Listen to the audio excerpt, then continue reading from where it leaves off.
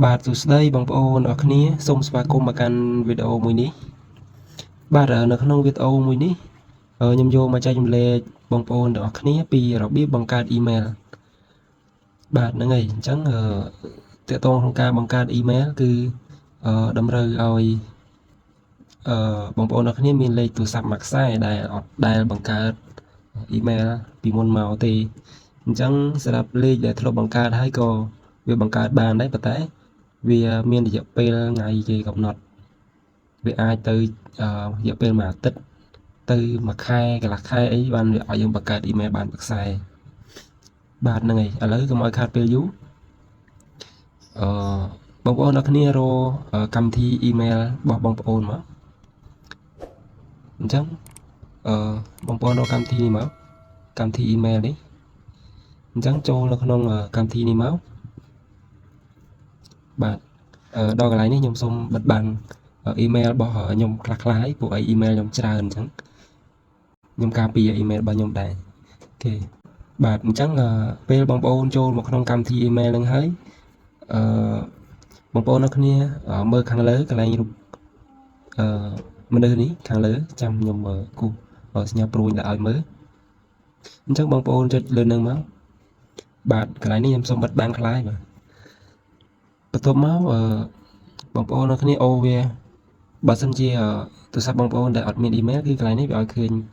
ដល់ក្រោមហ្មងអញ្ចឹងដោយសារនៅក្នុងទូរស័ព្ទដៃរបស់ខ្ញុំនេះគឺអ៊ីមែលវាច្រើនអញ្ចឹងវាឲ្យឃើញនៅក្រោមអញ្ចឹងបងប្អូនអរគ្នារកពាក្យថាបញ្ចូលកណីផ្សេងមកនេះចុចលើនេះមកអូ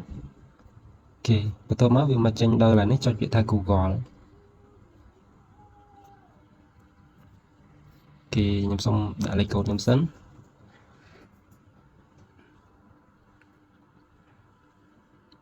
សូមរងចាំបន្តិចបាទពេលមកដល់កន្លែងនេះបងប្អូនអរគ្នាយកពាក្យថាបង្កើតគណនីអញ្ចឹងវាមាន2កន្លែងអញ្ចឹងយើងរើសយកខាងលើនេះមកសម្រាប់ការប្រើប្រាស់ផ្ទាល់ខ្លួនរបស់ខ្ញុំតើបើខាងក្រោមនេះសម្រាប់ការងារឬអាជីវកម្មរបស់ខ្ញុំអញ្ចឹងបើអ៊ីមែលនេះយើងបង្កើតសម្រាប់តែខ្លួនយើងទេគឺយើងយកផ្ទាល់ខ្លួនមកនៅខាងលើគេនេះបាទឥឡូវមកដល់កន្លែងនេះបន្ទាប់មកបងប្អូនអ្នកគ្នាវាយឈ្មោះមកបងប្អូនអ្នកគ្នាដាក់ឈ្មោះអីឈ្មោះអ៊ីមែលហ្នឹងឈ្មោះយើងមកដាក់ឈ្មោះពិតកត់ក៏បានដាក់ឈ្មោះចេះតែដាក់ក៏បានដែរកន្លែងអ៊ីមែលវាអត់សំខាន់ដែរប៉ុន្តែបើអ៊ីមែលរបស់យើងចង់យកទៅបង្កើតជា channel YouTube ជា Facebook អញ្ចឹងយើងចង់ស្រួលចំណាំយើងដាក់ឈ្មោះយើងមកឥឡូវខ្ញុំដាក់ឈ្មោះរបស់ខ្ញុំ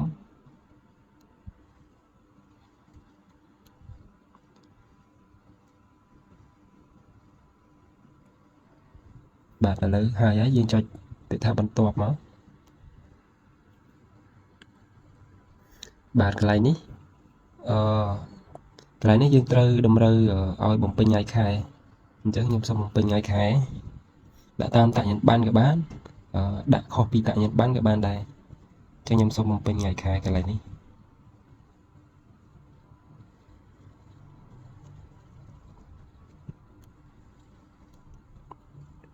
បន្ទាប់មកខាងក្រោមបងប្អូនត្រូវជ្រើសយកភេទបើភេទស្រីដាក់ភេទស្រីភេទប្រុសដាក់ភេទប្រុសមកអញ្ចឹងវាមាន4អញ្ចឹងសម្រាប់ខ្ញុំភេទប្រុសគឺខ្ញុំដាក់ភេទប្រុសបន្ទាប់មកចុចពាក្យថាបន្ទាប់អូខេពេលមកដល់កន្លែងនេះវាមានអ៊ីមែល2ខ្សែដែលឲ្យយើងជ្រើសរើសអញ្ចឹងខ្ញុំអត់ជ្រើសរើសអ៊ីមែលហ្នឹងទេខ្ញុំចុចខាងក្រោមថាគេដាក់ថាបង្កើតអាសយដ្ឋានអ៊ីមែលផ្ទាល់ខ្លួនរបស់អ្នកអញ្ចឹងខ្ញុំយកខាងក្រោមនោះមក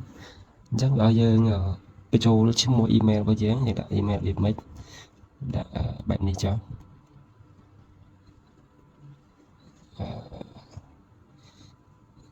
ចេះតែដាក់ណាគ្នាអ៊ីមែលខ្ញុំមានច្រើនដែរអញ្ចឹងអ៊ីមែលនេះខ្ញុំគ្រាន់តែយកមកពន្យល់បង្ហាញបងប្អូនអរគ្នាទេដាក់នេះមួយទៀតមកដាក់1 2 3អាហ្នឹងស្រេចលើបងប្អូនអរគ្នាទេដាក់168ក៏បានដែរបាទចាំមកវាឲ្យអត់ឲ្យអញ្ចឹងខ្ញុំសុំថែមកតុយវាមួយទៀត đã bệnh này cho ồ chết sai bài khổ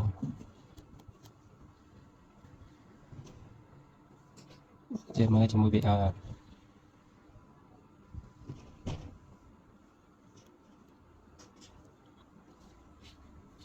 bà đã lấy cho biết thằng tọt đây ta oi thì chẳng nhầm thông thôi đi ta ô bà đấy bà lấy bị vậy bà đã lấy đó cái này ní bị dương đã password chắc password bóng bộ nó ní đã máu chia sự ngặt password ngặt bao nhiêu lấy nhầm xong đã password đã lại ní cái này ní bữa sinh dương ở trong clickมือ password អត់ច្បាស់អញ្ចឹងយើងចុច tick មកអញ្ចឹងឲ្យឃើញលេខ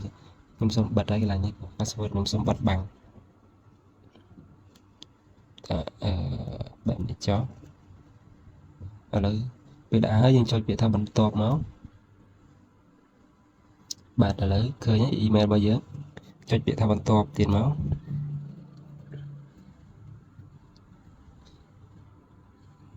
អូមកក្រៅមកបងប្អូនអរគ្នាអញ្ចឹងចុចយល់ Pro មក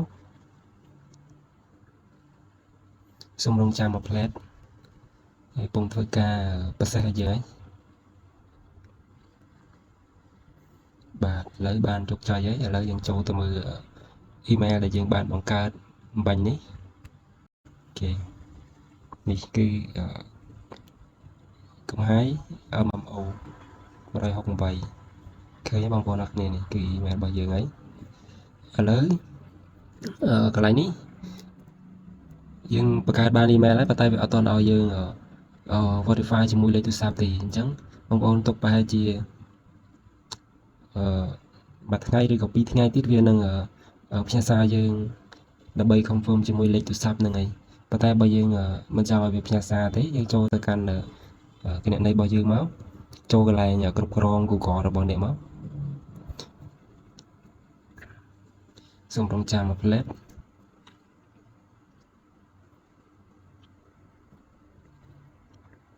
បាទឥឡូវមកដល់កន្លែងនេះគឺវាឲ្យឃើញនៅលើនេះហ្មងដាក់បញ្ចូលលេខទូរស័ព្ទ star ចុចលើនឹងមកបងប្អូនចុចលើនេះមក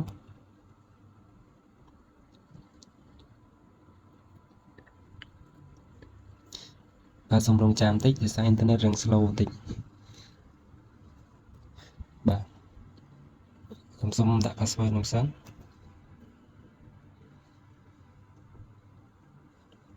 បាទឥឡូវមកដល់កន្លែងនេះហើយសម្រាប់បងប្អូនដែលនៅខ្មែរអញ្ចឹងយើងរើសប្រទេសមកប្រទេសខ្មែរគឺប្រទេសកម្ពុជាហ្នឹង855តែបើបងប្អូននៅប្រទេសថៃប្រទេសវៀតណាមហើយរកលេខកូដមកតាមតំបន់ឥឡូវខ្ញុំដាក់លេខទូរស័ព្ទនៅខ្មែរអញ្ចឹងលេខទូរស័ព្ទខ្ញុំមាន2ខ្សែអញ្ចឹងវាខ្ញុំធ្លាប់បង្កើត email បានច្រើនដែរតែមិនដឹងថាវាឲ្យយើងបង្កើតដើម្បីរកសំជាស្រ័យមិនដឹងថាវាឲ្យយើង verify ជាមួយលេខទូរស័ព្ទដែលយើងធ្លាប់បាន verify ហើយពីរដងហើយឬក៏អត់ទេឥឡូវខ្ញុំសូមverify វាសាកមើលលេខទូរស័ព្ទរបស់ខ្ញុំដាក់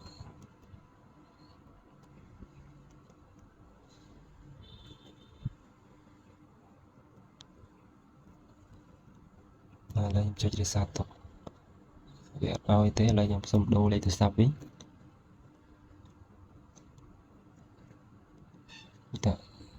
0.6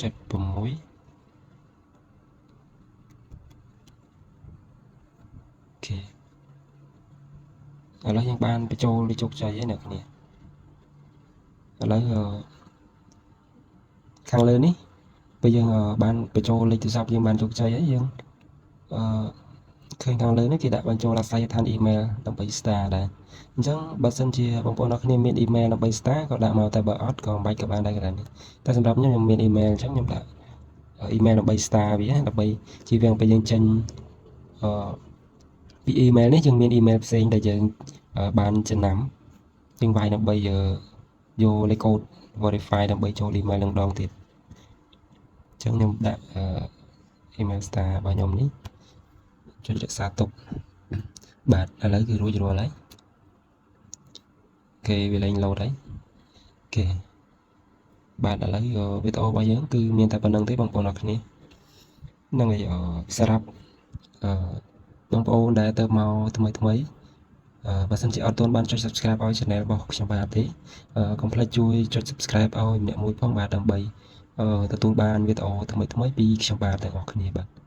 សូមអរគុណជួបគ្នានៅវីដេអូក្រោយទៀតបាទ